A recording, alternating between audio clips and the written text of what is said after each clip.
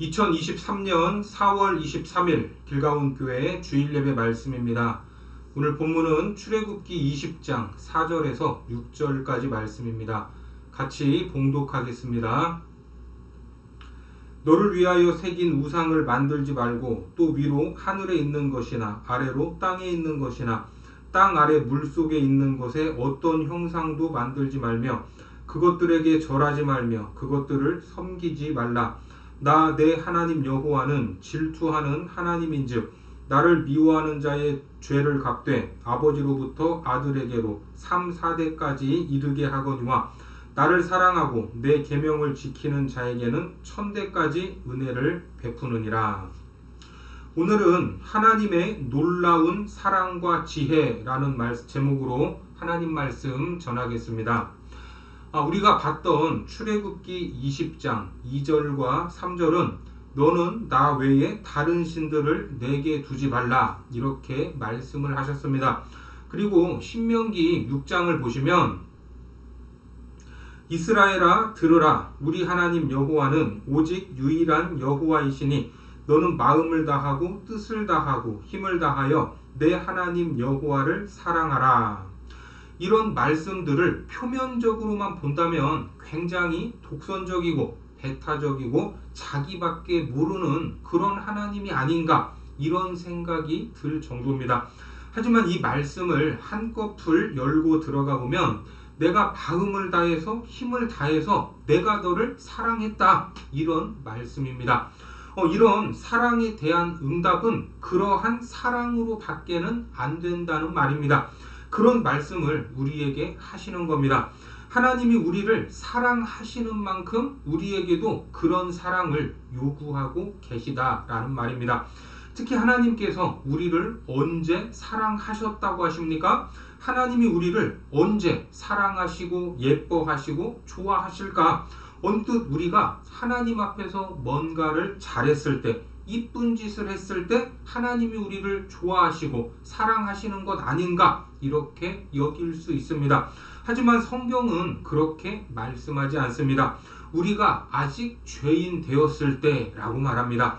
로마서 5장 8절을 보겠습니다. 우리가 아직 죄인 되었을 때에 그리스도께서 우리를 위하여 죽으심으로 하나님께서 우리에 대한 자기의 사랑을 확증하셨느니라. 우리가 죄인 되었을 때 죽을 짓을 하고 천지분간을 못할 그때에 하나님은 우리를 힘을 다해 뜻을 다해 사랑하셨다는 말입니다. 그 사랑의 증표가 독생자를 십자가에 내어놓은 십자가 사건입니다. 그래서 하나님은 우리에게 내가 너를 이만큼 사랑했다. 이 사랑에 대한 대답은 동일한 사랑으로밖에 할 수 없는 것이다. 그러니까 이 계명은 그런 깊은 뜻을 담고 있는 겁니다.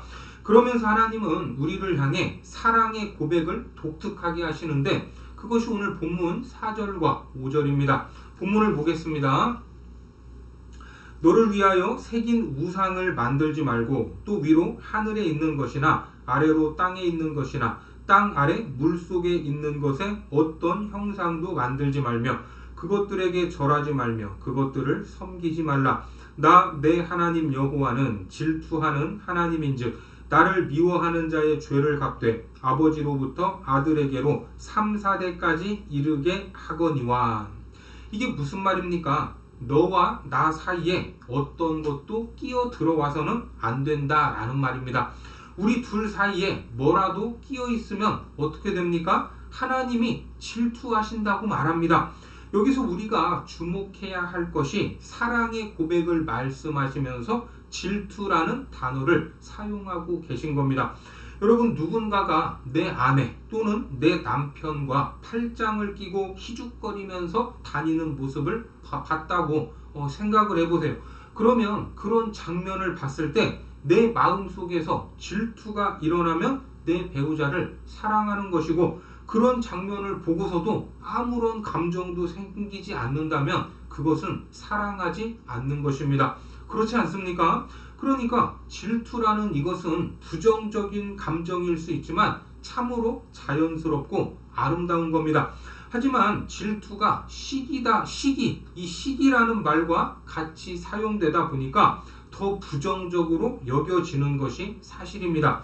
시기, 질투 이렇게 같이 사용하지 않습니까? 그러나 시기심과 질투는 전적으로 다릅니다.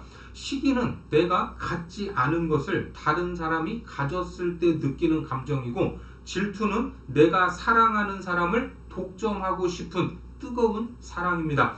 다시 말해 질투는 나는 너에게 포로가 되고 싶다는 겁니다.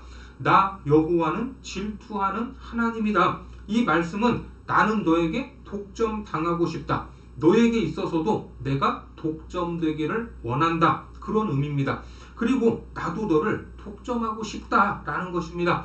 그러니까 질투는 사랑의 또 다른 고백이라고 말할 수가 있죠. 그런데 우리들은 하나님의 이러한 사랑에 대해서 오해를 할 때가 있다는 겁니다.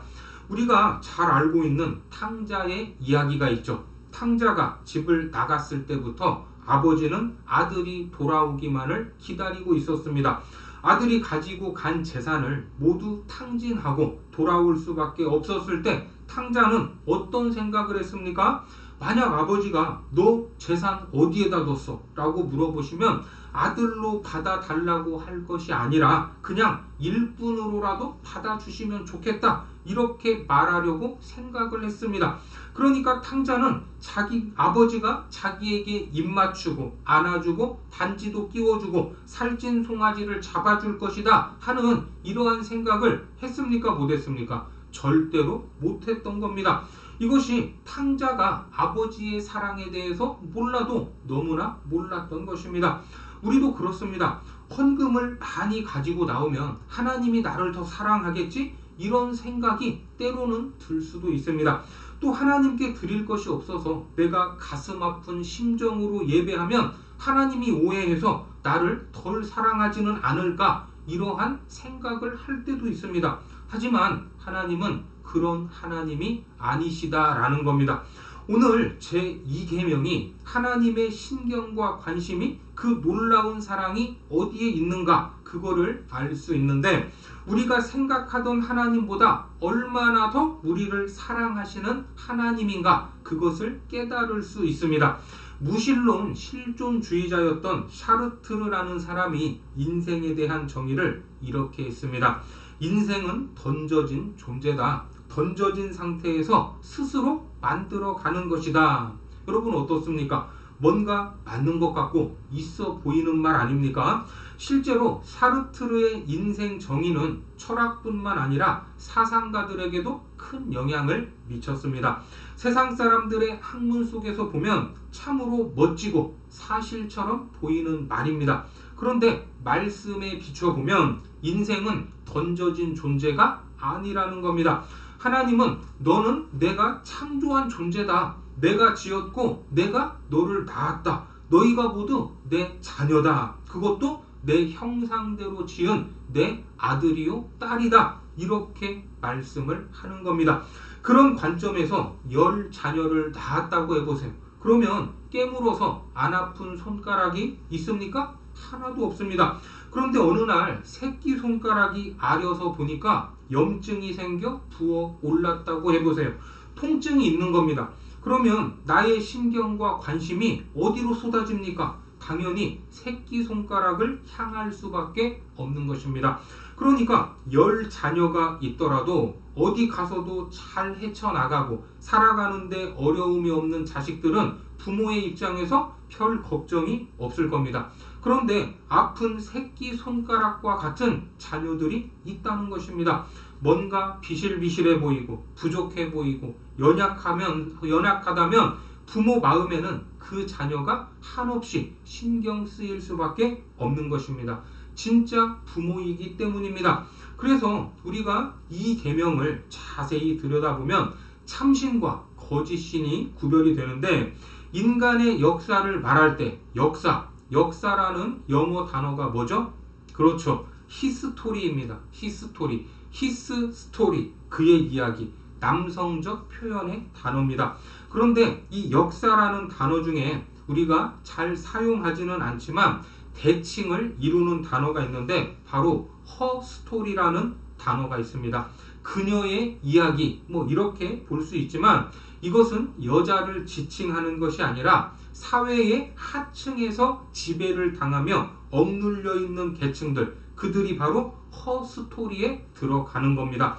그래서 인간 역사를 이야기할 때 사람들은 큰 흐름만 보고 그것을 기록하고 기억하지만 뭐 예를 들어 임진왜란의 역사를 생각하면 가장 먼저 떠오르는 사람이 누굽니까? 그렇죠. 임진왜란을 극복해낸 데 선두에 섰던 이순신 장군입니다. 그것은 히스토리입니다. 히스토리. 이순신 장군이 23전 23승이라는 세계해전에서 전무후무한 전과를 올렸지만 그 승리가 있기까지 거북선 밑에서 여러 배 밑에서 노를 저었던 사람들이 있습니까? 없습니까? 있습니다. 이순신 장군의 명량해전을 영화로 만든 이 명량이라는 영화를 보면 승리 이후에 배 밑에서 하는 이름 모를 병사들의 대화가 나옵니다. 얼마나 노를 저었는지 손바닥이 벗겨져 피범벅이 된 채 이렇게 말합니다. 아따, 우리 후손들이 우리가 여기서 이렇게 개고생했던 것을 알란가 모르겠네. 그렇습니다. 명량해전에서 진짜 승리를 이끌었던 사람은 배 밑에서 노를 저었던 허스토리들입니다. 또 이집트의 피라미드를 보시면 우리는 그 높이 솟아있는 꼭대기를 주목하지만 피라미드를 이루는 그 돌덩이 하나하나를 그 높이까지 올렸던 사람들이 누굽니까? 하층민들입니다. 민초들의 피눈물의 결과라는 겁니다. 하나님은 그 역사를 말씀하실 때 히스토리보다는 허스토리 쪽으로 주목하고 계시다는 겁니다. 사람들의 눈에 띄지 않는 허스토리를 하나님이 주목하고 있음을 믿으시기 바랍니다. 왜 그렇습니까? 모든 인류의 진짜 아버지시니까. 믿는 자들이나 믿지 않는 자들이나 모두가 구원의 빛으로 나오기를 원하시는 사랑의 아버지 하나님이시기 때문입니다. 그래서 그 사랑의 하나님이 백성들을 찾아오시는 겁니다. 이것이 바로 참신과 거짓신의 차이입니다. 출애굽기 7장 16절을 보시면 그에게 이르기를 히브리 사람의 하나님 여호와께서 나를 왕에게 보내어 이르시되 내 백성을 보내라. 그러면 그들이 광야에서 나를 섬길 것이니라 하였으나 이제까지 내가 듣지 아니하도다. 이 말씀을 보면 아브라함의 하나님이라고 해야 익숙할 것 같지 않습니까? 아브라함과 이삭과 야곱의 하나님이라고 해야 뭔가 이것이 맞는 것 같은데 히브리 사람의 하나님 여호와라고 말합니다. 그분이 내 백성을 보내라 이렇게 말씀하셨다고 말하죠. 또 출애굽기 9장 1절을 보면 여호와께서 모세에게 이르시되 바로에게 들어가서 그에게 이르라 히브리 사람의 하나님 여호와께서 말씀하시기를 내 백성을 보내라 그들이 나를 섬길 것이니라. 그러면 왜 히브리라는 이름이 이스라엘을 부르는 명칭이 되었을까? 당시에 고대 근동 지방에서 떠돌이, 하층 계급의 난민, 노예 이런 그룹을 하비루라고 했습니다. 하비루. 그 다음에 히브리인데 하비루 중에서도 난민, 나라 없이 떠도는 떠돌이들 이 지칭이 바로 히브리였습니다. 애굽의 바로 왕에게 히브리 사람의 하나님이 모세를 보내셔서 낮은 자, 나그네 된 자, 연약한 자 나는 그들의 하나님이다 라고 선언을 하셨던 겁니다. 하나님의 이런 마음은 지금도 계속되고 있다는 것을 기억하시기 바랍니다. 물질이 나를 버리고 사람이 나를 버리고 건강이 나를 버리고 가장 춥고 외로울 때 내게 다가오셔서 나는 너의 하나님이다 이렇게 말씀해 주신다는 겁니다. 이 마음으로 그 히브리인들을 하비루 계통의 한 족속을 데리고 나와서 뭐라고 말씀하십니까? 본문 4절을 보니까 너를 위하여 새긴 우상을 만들지 말고 또 위로 하늘에 있는 것이나 아래로 땅에 있는 것이나 땅 아래 물속에 있는 것에 어떤 형상도 만들지 말며. 그리고 한 걸음 더 나아가 이 출애굽기 20장 23절에서는 이렇게 말씀하세요. 너희는 나를 비겨서 은으로나 금으로나 너희를 위하여 신상을 만들지 말고. 만약 하나님께서 나를 위하여 금신상을 만들어라 이렇게 명령을 하셨다면 그 백성들은 모두 다 귀금속을 내놓아야 합니다. 또 신전도 크게 지으려면 누가 가장 고생을 하겠습니까? 바로 하층민인 하비루입니다. 하나님은 그들을 생각하셨던 겁니다. 그래서 이 계명을 보면 억눌린 자, 갇힌 자, 그런 사람에 대해서 하나님의 마음이 어떻게 흐르고 있는지 알 수가 있는 겁니다. 대신 하나님은 어떻게 명령을 하시죠? 출애굽기 20장 24절에 보니까 내게 토단을 쌓고 그 위에 내 양과 소로 내 번제와 화목제를 드리라. 내가 내 이름을 기념하게 하는 모든 곳에서 내게 임하여 복을 주리라. 너희가 나를 섬길 때는 아름답게 꾸밀 것 없이 그냥 진흙을 물로 이겨서 누구나 만들 수 있는 토단, 그 토단 하나면 된다는 것입니다. 이것이 진짜 아버지의 마음 아니겠습니까?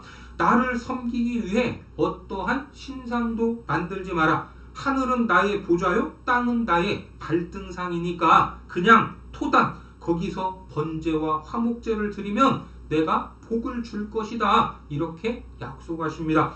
어떻습니까? 하나님은 나에게 무엇을 바치라고 하는 것에 목적을 두지 않습니다. 하나님의 마음의 초점은 바로 우리 자신들이었습니다.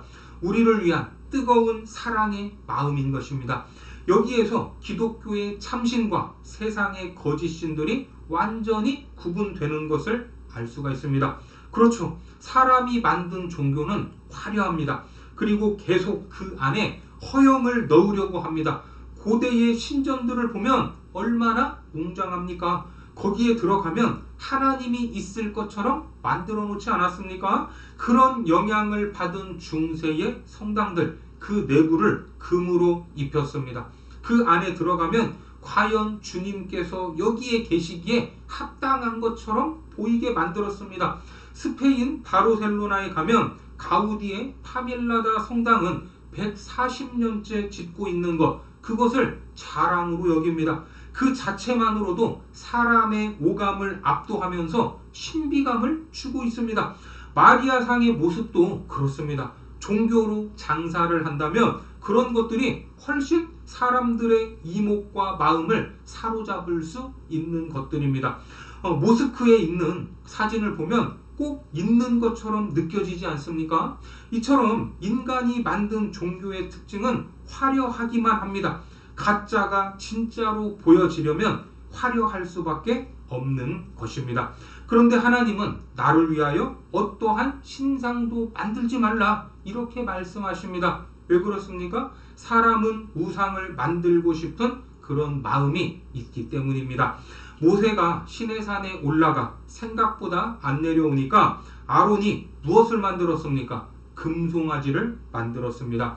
그러면서 뭐라고 하죠? 이것이 우리를 애굽에서 구원해낸 신이다, 여호와다 이렇게 이야기했습니다. 그때 하나님은 진노하셨죠. 모세가 내려와 가루로 만들어 버렸습니다. 이처럼 사람은 보이는 것에 약한 존재입니다. 그리고 불순종으로 인해 뱀에 물렸던 이스라엘, 그 이스라엘 백성들이 죽어갈 때 놋뱀을 만들었습니다. 그리고 놋뱀을 본 사람은 다시 살아났죠. 그런데 이것이 어찌된 일인지 그 놋뱀을 보관했나 봅니다. 언제까지? 열왕기하 18장에 보니까 히스기야가 그의 조상 다윗의 모든 행위와 같이 여호와께서 보시기에 정직하게 행하여 그가 여러 산당들을 제거하며 주상을 깨뜨리며 아세라 목상을 찍으며 모세가 만들었던 놋뱀을 이스라엘 자손이 이때까지 향하여 분향함으로 그것을 부수고 느후스단이라 일컬었더라. 히스기야 시대까지 존재했고 이 놋뱀이 뭐라고 거기에 분향까지 하고 있었답니다. 왜 하나님이 자기를 위하여 어떠한 신상도 만들지 말라고 하셨을까? 잘 만들게 하셨다면 훨씬 더 종교적이고 훨씬 더 잘 느끼지 않겠습니까? 그런데 그렇게 하지 않은 이유가 있습니다. 만약에 하나님을 눈에 보이게 형상화했다면 꼭 그곳에만, 거기에만 하나님이 계신 것처럼 느끼게 될 것입니다. 그래서 하나님은 자신을 특정한 장소와 공간에 갇히게 하지 않으셨습니다. 그래서 시편에서 이렇게 말씀하죠. 시편 139편에 보니까 내가 하늘에 올라갈지라도 거기 계시며 스올에 내 자리를 펼지라도 거기 계시니이다. 내가 새벽 날개를 치며 바다 끝에 가서 거주할지라도 거기서도 주의 손이 나를 인도하시며 주의 오른손이 나를 붙드시리이다. 그렇습니다. 하나님은 언제 어디서나 주의 이름을 부르는 그곳에서 나를 만날 수 있다. 이렇게 말씀하십니다. 공간에 매이지 않으신다는 말입니다. 예배당 안에서도 우리는 주님을 만날 수 있고 집에서도 만날 수 있습니다.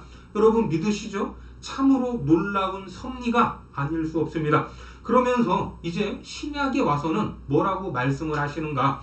고린도전서 3장에 보니까 너희는 너희가 하나님의 성전인 것과 하나님의 성령이 너희 안에 계시는 것을 알지 못하느냐? 누구든지 하나님의 성전을 더럽히면 하나님이 그 사람을 멸하시리라. 하나님의 성전은 거룩하니 너희도 그러하니라. 그 성전이 실상은 예수님이셨다라는 겁니다. 성전을 헐어라, 내가 사흘 만에 일으키겠다라는 예수님의 말씀은 십자가 사건을 말씀한 것이고 부활한 후에는 누구나 성전이라는 것입니다. 그래서 너희는 하나님의 성전이다 이렇게 말씀하십니다. 요한복음 7장을 보겠습니다. 나를 믿는 자는 성경의 이름과 같이 그 배에서 생수의 강이 흘러나오리라 하시니 이는 그를 믿는 자들이 받을 성령을 가리켜 말씀하신 것이라. 예수께서 아직 영광을 받지 않으셨으므로 성령이 아직 그들에게 계시지 아니하시더라. 나를 믿는 자는 그에게서 성령의 생수가 흘러나온다라는 겁니다. 건물에서 흘러나오는 것이 아닙니다. 바로 네가 성전이다. 네 안에 내가 거하고 있으니까. 예수님 안에 거하는 나에게서 생수가 흘러나옵니다. 이렇게 생수가 흘러나오니까 사도행전 10장에서 이러한 일들이 일어나는 것입니다. 사도행전 10장을 보겠습니다. 베드로가 이 말을 할 때에 성령이 말씀 듣는 모든 사람에게 내려오시니 베드로와 함께 온 할례 받은 신자들이 이방인들에게도 성령 부어 주심으로 말미암아 놀라니 이는 방언을 말하며 하나님 높임을 들음이로라. 어떻습니까? 베드로가 성전입니다. 베드로뿐 아니라 사도뿐 아니라 이제는 모든 그리스도인들이 이렇게 되었다라는 것을 보이기 위해서 사도행전 8장에서는 빌립 집사가 나옵니다. 사도행전 8장을 봅니다. 빌립이 사마리아 성에 내려가 그리스도를 백성에게 전파하니 무리가 빌립의 말도 듣고 행하는 표적도 보고 한 마음으로 그가 하는 바를 따르더라. 많은 사람에게 붙었던 더러운 귀신들이 크게 소리 지르며 나가고 또 많은 중풍병자와 못 걷는 사람이 나으니 그 성에 큰 기쁨이 있더라. 여기에서는 누가 성전이 된 겁니까? 빌립이 성전인 것입니다. 그가 움직이는 것은 그리스도의 몸이 움직이는 것입니다.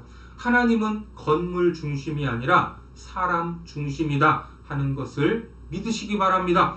이러한 지혜는 하나님의 지혜가 아니고서는 불가능한 지혜입니다. 하나님은 화려한 성당이나 마리아상이나 모스크 같은 건물을 통해 일하시는 분이 아니라 사람을 통해 영혼을 살리시는 분입니다. 나는 너를 통해 영혼을 살릴 것이다. 하나님이 우리를 통해서 놀라운 일을 행하신다는 것 참으로 놀라운 일입니다. 오늘 우리가 목사로서 성도로서 또 어떤 직분자로서 살아갈 때 하나님은 우리를 통해서 세상 가운데로 생수가 흘러가기를 원하십니다. 하나님의 은혜는 사람을 통해서 흐른다 하는 것을 기억하시고 바로 우리가 주님의 옷자락이 될 수 있음을 믿으시기 바랍니다. 이 놀라운 지혜가 이계명 속에 담겨 있습니다. 이 말씀을 기억하셔서 우리가 어디에 있든지 하나님의 임재와 그 은혜 안으로 들어가고 우리에게서 성령의 생수가 솟아나기를 주님의 이름으로 축원합니다. 기도하겠습니다. 하나님, 율법 안에서 하나님의 놀라운 사랑과 지혜를 보게 됩니다.